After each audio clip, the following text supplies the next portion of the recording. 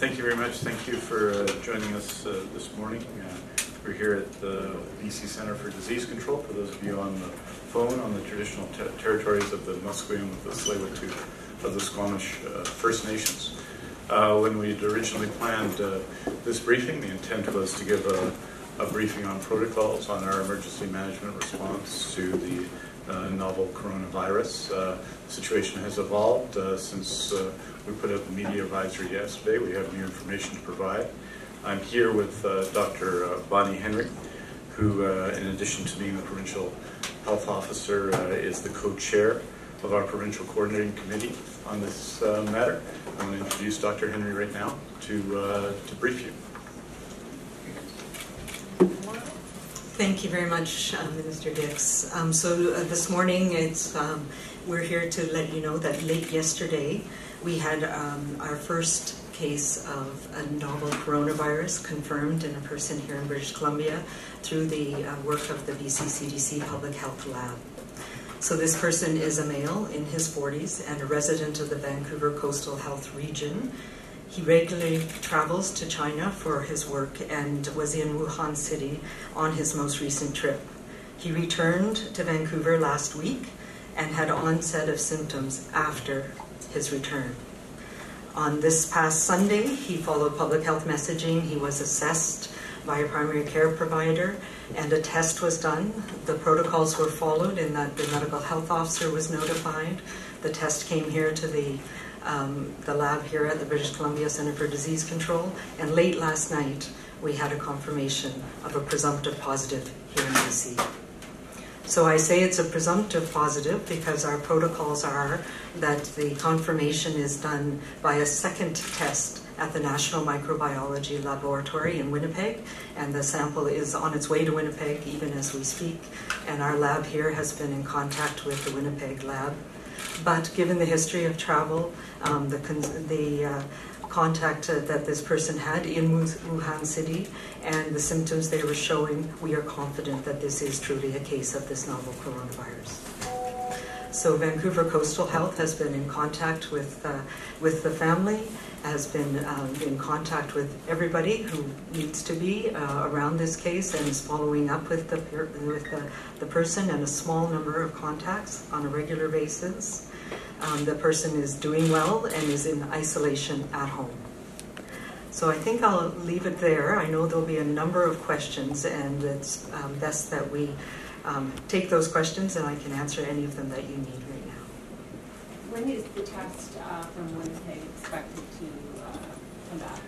It will take a couple of days. We expect them to receive the test today, and we should have a result from them in 48 hours. Having said that, we have good confidence in the testing that's done here. It's done based on a genetic test that looks for 3 different protein areas, and then we did a whole, not a whole genome, but a sequencing of the genome that matches exactly to what we know to be the published sequence of the novel coronavirus from China. Seated in the treasure. Emily C. KNW, there's rumors of several cases being tested as well. Earlier or late last week, there was a comment from the CDC specifically saying there were several cases being tested. Can you confirm that? Yes, so we have been, as we've talked about, monitoring people, particularly people who have a travel history, and they are being reported to public health. There's been a small number of people around the province who have been tested for this novel coronavirus, and we have a very low threshold for that testing, so we're doing it out of an abundance of caution for a variety of people, and there have been a number of tests that have been done. This is the first one that has been positive. Okay, Frankie, resolving news. Yesterday, Burnaby City Councillor James Wong released to media saying that a resident of Wuhan traveled to Vancouver via Shanghai on January 18th. And during her stay here, she developed symptoms on January the 22nd and went to Burnaby Hospital, Vancouver General Hospital on 23rd and 24th. Both hospitals released her are saying that she lacked of the symptoms. But she went back to China on the 25th and was diagnosed immediately with coronavirus. And is public health officer And BC CDC aware of that situation? Absolutely. And whether, yeah, we are aware of that situation. It's been investigated in some detail, and we can confirm that there is no risk to people here in British Columbia. how do you decide that there was no risk? Because we've evaluated I think we need to be very careful about listening to rumors and third and fourth hand information. So we have reviewed that case with the clinicians who assess the individual, and we are confident there's no risk to people here in British Columbia. I'll go in a moment to the lady in the back. I just want to acknowledge that we do have people on the line, and we will take calls after we acknowledge the questions in the room. So back to the lady in the back there. Can you tell us where this man has traveled when he returned back to Metro Vancouver, and people who have been to the clinic where he went, or his workplace, or anywhere else where he may have traveled? What would you say to them? Do we have a map of where he went? No, we don't have a map of where he went. This is a gentleman who was well aware of what was going on in China, and when he returned, he went home and he voluntarily self-isolated. So he had not traveled outside his home until he sought medical attention, and he did that with all the appropriate precautions that we're aware of. So there are a small number of contacts that including family contacts, and Vancouver Coastal Health is following them and is confident that they have everybody that has any concern about being in contact with this individual. What about the airport? There's this person was not symptomatic on his flight. There's no risk to people who aren't who are in contact with somebody with no symptoms. Can you tell us the There, city he and lives next, sorry. in? Where does he live? He lives in the Vancouver Coastal Health region. Sorry, over here in the back. Hi. So that said, will you be increasing screening measures at the airport? No, the screening measures that we have at the airport are doing what they need to do, and we know that because we've had a number of people identified there who've been assessed. None of them have tested positive, but we have a process that's in place at the airport.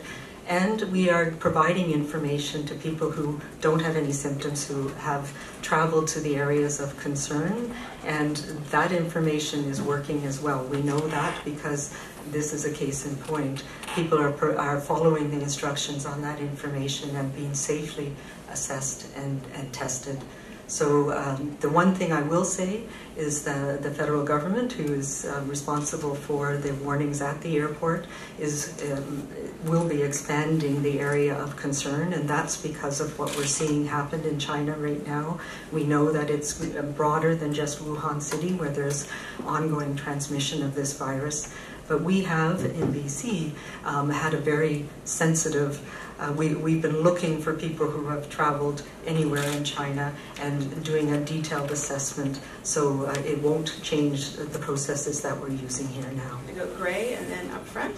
Hi, I just want to make sure I understand. So he had family contacts. Those people were tested? Those people do not have any symptoms, so there's no testing needed at this point. They're all being monitored very closely on a regular basis with Vancouver Coastal Health. And how many people are they approximately? There's a small number of family contacts. And so he had no symptoms though when he arrived, and then he got symptoms? That's right. He was in isolation at home. He didn't go out because he was concerned, and his family was concerned because he had been traveling to Wuhan City, and so they were monitoring him carefully.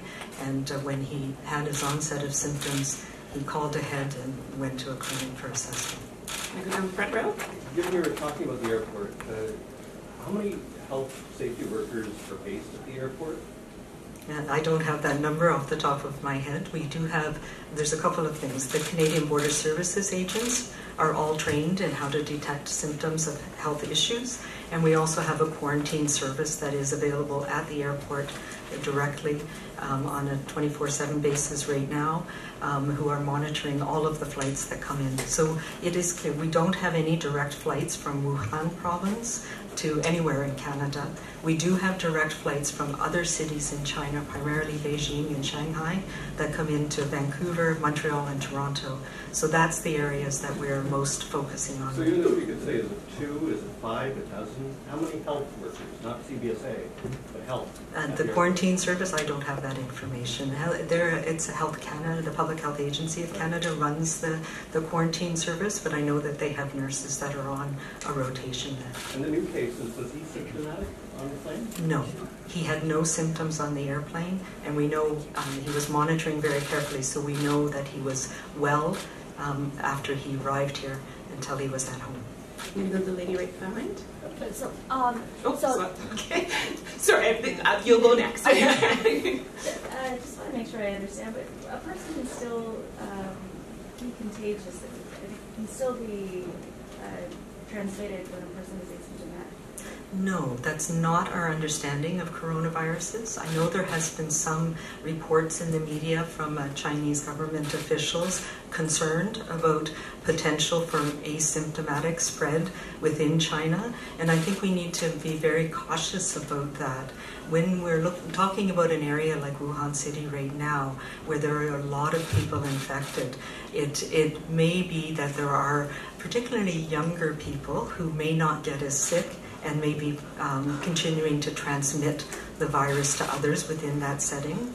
But when we look at the now close to 60 cases in other countries around the world, there's no evidence that we have from extensive contact tracing that we do in public health and follow-up of people who have been in contact with people, that there's no evidence that we have of asymptomatic shedding. So that's reassuring to us, and that's certainly in line with other coronavirus infections that we've seen in the past, like SARS and MERS. All right. So, Dr. Harry, can you describe how serious for this individual symptom is? Yeah, so this person, thankfully, is currently doing well and does not need hospitalization, so they're in isolation at home and being monitored regularly through Vancouver Coastal Health.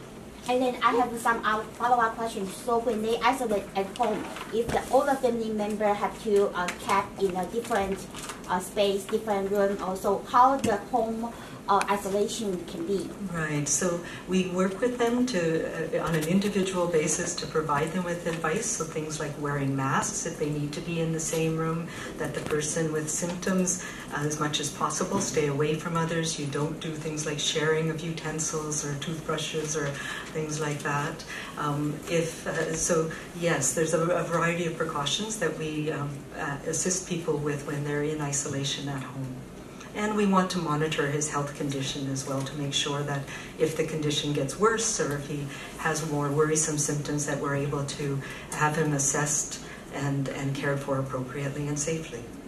All right, I got a couple lined up here. The gentleman right there in the mask. Yes, is the gentleman a Chinese Canadian?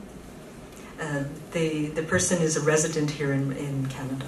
So what kind of precaution measures will be set up after this case? We have in place, and that was one of the things we were planning to talk about today, we have in place across the health system awareness and precautions for all healthcare workers to make sure that we're assessing and testing and caring for people safely who might have this virus. This first case is not unexpected to us. We know that we have quite a lot of travel between areas in China, and particularly Vancouver and the Lower Mainland, but other parts of BC as well. So we have been on high alert for a number of weeks now, and we've established our emergency response structure to make sure that we can maintain that. So this does not change what we are doing here in British Columbia. It just confirms that our surveillance is actually working and that we are detecting people. I think I would have been surprised if we did not have at least one or two cases. I think it's also really important to note that the situation is evolving very rapidly, as I'm sure you're aware, in China, and the numbers of people who are being found for a variety of reasons is going up dramatically. So some of that is ongoing transmission, some of that is the fact that the Chinese government is taking very concerted efforts to try and understand transmission and contain it, both to protect the people in China, which, as you know, 1.4 billion people are potentially at risk. But the measures they're taking to reduce travel and to keep people safe in their communities also helps us around the world. But right now, we're in a very critical part of the incubation period. So for the maximum incubation period for most coronaviruses is about 14 days. But usually it's somewhere between 4 to 6 days where people start to become ill.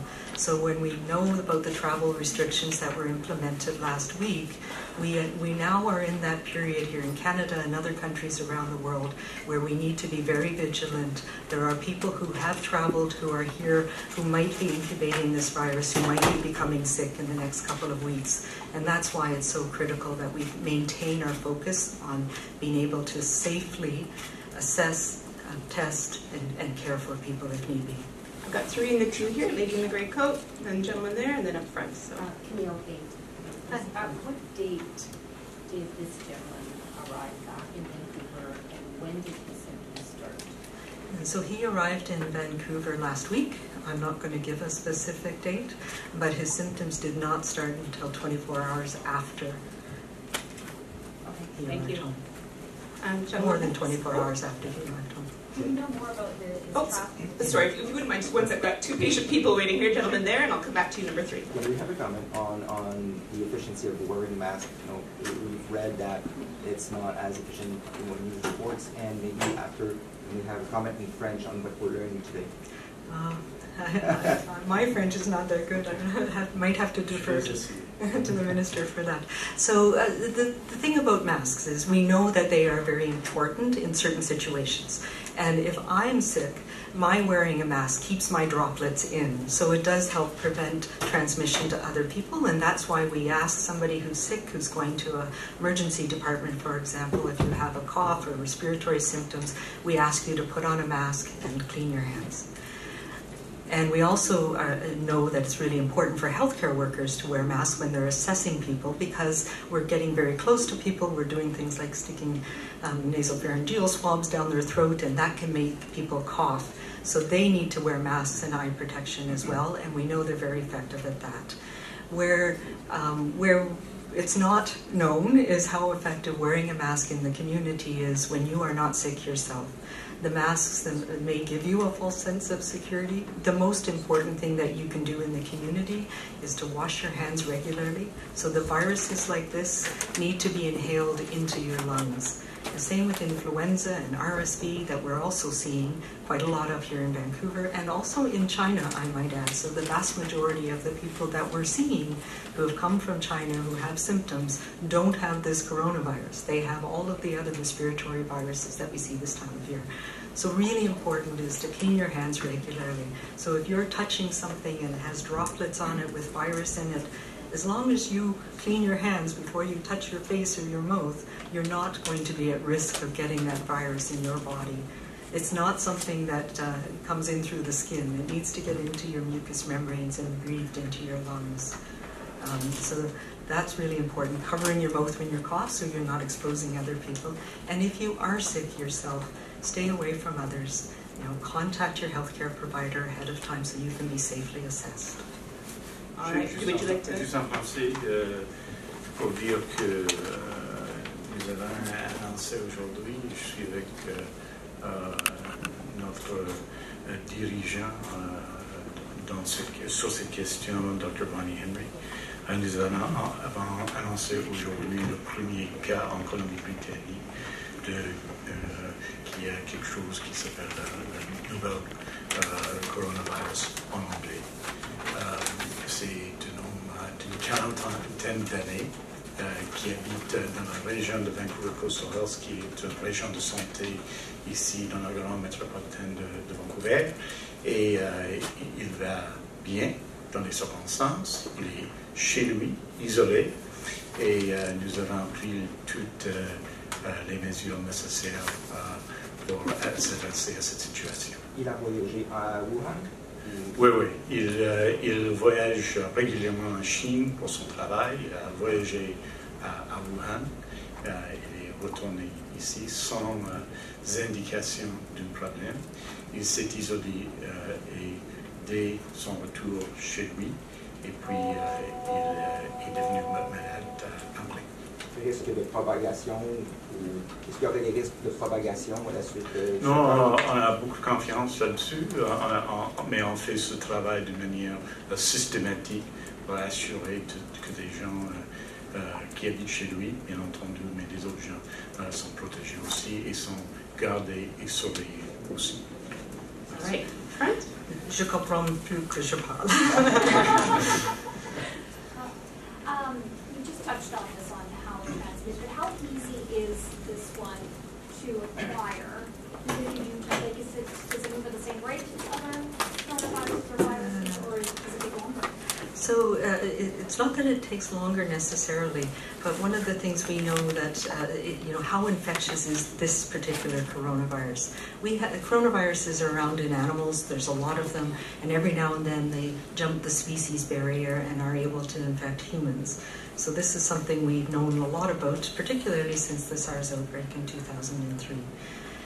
Compared to other viruses like influenza or even measles, this is not as infectious as those. We know that the receptors for the virus are quite deep in the lungs, so you have to inhale enough of the virus that it can actually bind to those receptors deep in the lungs. So it's not something that is going to be that people can get from casual contact.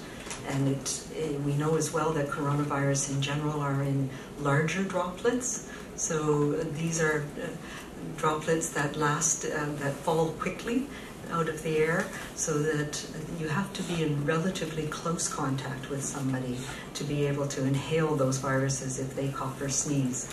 So we say at the outset about 2 meters is the maximum. So if you're not in a healthcare setting, for example, when we're very close to somebody and making them cough, the risk is extremely low. And certainly there's no risk that we're aware of outside, for example, where these droplets will fall off quickly. So, but the droplets can fall off and people can touch them and get them on their hands. As you can imagine, that's much less efficient. But if you actually rubbed your eyes or were eating something and got some virus in on your mucous membranes, and it was enough that you inhaled it into your lungs. So it's not easy, but it does happen rarely. So the most concerning is somebody who's in very close contact with somebody who's coughing or sneezing, and they're breathing in those viruses into their lungs. All right, we're going here next, the black coat, and then back to you. And then back to you. Do we know how long this gentleman was in Wuhan this time and what his travel plans were like? Was he already in self-isolation while he was there? Was he trying to avoid people that may have been infected? And then I had a follow-up about the rumors that are online about how many people are being infected and how officials want to keep this information away from the public. Interesting. Okay. The first one is that Vancouver Coastal Health has been talking to him about the details. We know that he was in Wuhan City for a portion of his time back in China, that he's based in Guangzhou, not Wuhan, but that he had traveled there. I think knowing his awareness about this, that as with everybody, they would be trying to avoid anybody who was sick. Clearly he came in contact with somebody, probably unknowingly. But he was very conscious about this and was self-monitoring when he came home. In terms of rumors, I know it's very challenging, and what's concerning to me, having been in the city of Toronto during the SARS outbreak and being one of the people responding there, is how easily those rumors can lead to discrimination, inappropriate discrimination against people. And I think we need to take all those rumors with a grain of salt and recognize they are just that, rumors. We are very much open here. We will tell you, as we have today, immediately if we know that somebody is positive for this coronavirus. We are assessing a variety of people on an ongoing basis every day in the province, and that is expected to last for the next few weeks. And a certain number of them, we have a very low threshold for testing people because we want to be absolutely certain and that nobody has this and that we're doing the right things. So you will hear from us if people have this disease and have been diagnosed with it here, and our public health teams across the province are connecting with people on a daily basis to make sure that we're doing everything we can to protect people in British Columbia. All right, you're up. If I could just add on it, we in British Columbia are rightly proud of the people here at the BC CDC people working in the health authorities, primary care doctors, everybody in the healthcare system. British Columbia, I think, has set the standard in Canada, especially in 2003 during SARS, but also in 2009 during H1N1, and sets the standard in Canada in our response to this. And part of that response is being forthright, to not come forward with information until it's confirmed, and then to come forward with it quickly as we have today. And that's our intention to continue to do that. I think one of the significant differences socially since SARS is, of course, the not the advent of social media, but certainly it's a much more important part of our lives today, and that means that rumors can go more quickly. But we are determined to provide the information that the public needs, and we have public health officials who have done an exceptional job, and I want to really underline that, particularly standing here at the BC CDC. The dedication people are showing, the vigilance they're showing is extraordinary, and I'm very, very proud of them, and I think British Columbia should be as well. Okay, I'm sorry, hang on one sec. Got some nice patient people here.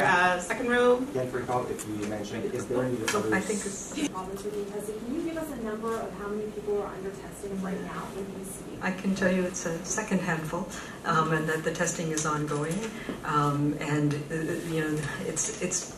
I don't want to give you a number because it's going up and down. But what I will commit to is that we will be posting the numbers of tests that have been done at the end of each week from the British Columbia, from the BC CDC, so that you're aware of that number. But it changes on an hourly basis. And I can tell you that we will notify you absolutely as soon as we have any positives. Would you say at this point you are likely to see more confirmed cases in BC? Yeah, just as I have said all along, given the travel patterns and the family histories and the connections that we have here, I would be absolutely surprised if we did not have more cases. All right, going to go to the front row, and I do have a couple people queued up. I'm paying attention, I swear. Nobody will have to leave empty-handed, but front row. Just going back to the case that you mentioned that you acknowledged, and the rumor was this guy came from China, went to the hospital here, said he wasn't infectious. He went back to China and was diagnosed positive. That is so I'm not going to talk any more about that person. I've told you what we know about his stay here, and anything else is rumor. Okay, right here. What do you say to some British Columbians that will hear this today and panic? Really worried? Well, I'm hoping that the fact that we are being open about this, that you know the details that you need to know, that we are on top of this and working on this together with our colleagues in the federal government at the airport, that people can be reassured. The risk still is extremely low here. I think the challenge that we have is that there's a lot of misinformation, but also there's a very ongoing, evolving situation in China. So we are watching this very carefully, and we will continue to do that for the next coming weeks and months. Back to Camille, and then back to you, and then in the back. For Mr. Dix, you said earlier that BC sets the standard for response. Can you... Well, there were public reviews of response, for example, to SARS, and I think, as you'll know, that occurred under the previous government, but I think the previous government, really the public health team in British Columbia, did an extraordinary job. The level of coordination, the involvement of people throughout the healthcare system, and the response was excellent, and the outcomes were very good given the seriousness of that particular circumstance in 2003, and I think we've learned from that, and other jurisdictions have learned from that, and I'm very proud of that. And I think other jurisdictions are working as we are on this question now, and we're working very closely together. Last Friday, all the health ministers in the country met over the phone with the federal health minister, and obviously officials are meeting on a regular basis. The health officials are meeting with all the other provincial health officials to make sure the standard across Canada is high. And as I say, I want to express it again how proud I am of the response that people hear, what they do, their caring for the issue, their sensitivity to it, and their understanding of the public concern. And I think we've shown that in the previous things, and I think that builds and should build confidence in their response. Although previously SARS was focused in Toronto. Well, there were significant issue here in British Columbia as well. Of course, it was focused in Toronto, but there were significant issues here as well. And I think British Columbia public health officials, including officials here, but across the healthcare system, everybody working from people who keep things clean in our hospitals to doctors and nurses, did an excellent job in that particular period, which significantly affected British Columbia, obviously affected Ontario more. All right, thank you, sir. Having been in Toronto at the time, I won't take offense at that, but recognize as well that the issues were somewhat different in the city of Toronto at the time. But we now, and we saw this on the weekend, Public Health Ontario was created out of that crisis, and that has been really important in terms of helping support the people in Ontario around this issue. And it was based and modeled around our BC CDC, which we're very proud of. Side question here regarding life expectancy in BC. Could you comment on the life expectancy is stagnating in BC? Yeah. Okay. And I don't know if it relates perhaps to the opioid crisis. That's not particularly relevant to this. I'm happy to talk to you. We can take questions after on that because we've got people waiting on the phone. Absolutely. I'm going to go to that gentleman in the back. Okay, two questions for both Minister and Public Health Officer. Are you going to implement any measure to ask anyone travel from China, especially Hubei province, to self-quarantine when they arrive, especially for school kids who just traveled back from China, ask them to stay away from school for 2 weeks? And second question is that there is rumor or there is report saying that masks are all controlled by the government and asked not to be sold to the public now. Is that true? So dealing with the second question first, no, not here in Canada. There's masks available. Certainly, I understand that some pharmacies and other places have certainly been doing a brisk business in masks. We also have masks in our healthcare system, and we have a stockpile to be able to support that as part of our pandemic planning, and certainly they're available for our healthcare system as well. In terms of the first case, not at this point. We do ask people to monitor for symptoms and to be very aware. We do know that the vast majority of the cases in China are still circumscribed to one area. It's a very populous area, as we know, and there's upwards of 20 million people who are being affected by the travel restrictions and the measures that have been put in place by the Chinese government. And that is to help prevent them from getting sick and spreading within China, but as I mentioned, also protects us in other countries around the world. So we do not feel that there's a need to formally quarantine people who've been visiting from China. We do want them to safely test themselves, assess themselves on a daily basis for symptoms, make sure that if they do develop symptoms, they isolate themselves away from others, call ahead. You can call 811, you can call your local public health office, you can call your physician, and let them know about your travel history, and that way we can arrange for you to be safely assessed and treated if needed. So if someone feel they have some similar symptoms, should they go to the clinic first, or should they go to the emergency room instead? Yeah, so as I've mentioned, we're in the middle of our influenza season, so there's many reasons why people have respiratory illnesses right now. Most commonly as influenza, we're seeing quite a lot of RSV, which is another virus that causes coughs and colds and fevers. So there's a variety of reasons. If somebody has traveled, particularly to Hubei province, the area around Wuhan city, or has been in contact with an ill person from that area, then yes, they need to call ahead to their healthcare provider if they have symptoms, let them know about the travel history, or call ahead to the emerge. You can call 811 and they can help refer you as well. What we want to do, and in that case, wear a mask when you go to see your healthcare provider, and that way you can be safely assessed and tested if needed and cared for if needed. Any other questions in the room before I check phone lines? No? Okay, do we have any questions on the phone line? Oh, we have one. Yes, we do have a question on the phone. It's from Bob Mackin from Daybreak. Please go ahead, Bob. Please do. Go ahead. Go ahead, Bob. Hi. I've been listening to the news conference, and you had to answer a number of questions regarding this LAHU online report, which quotes James Wang, who's a Burnaby City Councillor, a former NDP candidate in the last election. He's very friendly with the consulate.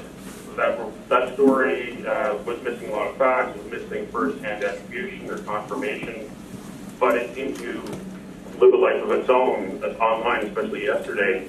And the fact that you're having to answer multiple questions about this, and the fact that a lot of people are believing that, seems to lend credence that your communications plan is not very solid on this matter.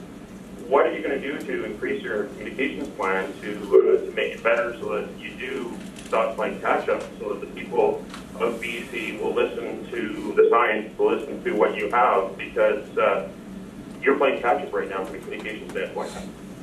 It's a challenge, as you are well aware from your remarks, to try and keep up with social media, and that's not something that we can necessarily do. There are many, many rumors that I receive on a daily basis. I can tell you that we've put out a statement to reassure people around this specific rumor, because it did seem to go a variety of places, and that we have investigated thoroughly, and we are confident there is no risk to people in British Columbia. We do our best to try and keep up with that, and we have been doing, myself, the minister, but also my colleagues from the regional health authorities have been putting out messages to healthcare providers and to the public on an ongoing basis, and we will do our best to continue to provide you with the information that you need. I would also encourage people to go to credible sources of information to understand what is happening here in British Columbia right now, and that is the source of truth that we have here in British Columbia is on the BC CDC website. So it's bccdc.ca, and there's information there about the virus in general, about what you need to do, and about the issues that we're dealing with here in British Columbia. Do we have any other questions on the phone line? No? We're clear on the phone line. Are there any other questions about coronavirus in the room? Sure. I think you said it multiple times. Can you just sum it up? You said that the risk is extremely low for us here in BC. And I think lots of people are concerned because there seem to be so many flights from China on a daily basis. Can you just sum up for us why you believe the risk is so low here? Yeah. So I think we need to put this in perspective. There's a real crisis going on in China right now, and it is affecting a lot of communities and a lot of families. And we know that, and it's been a very challenging time for them. And we are also very connected through social media, through other media, through family contacts around the world. Here in BC, we have been watching for this carefully in our healthcare system in particular, because that's where we don't want to have outbreaks in our healthcare system.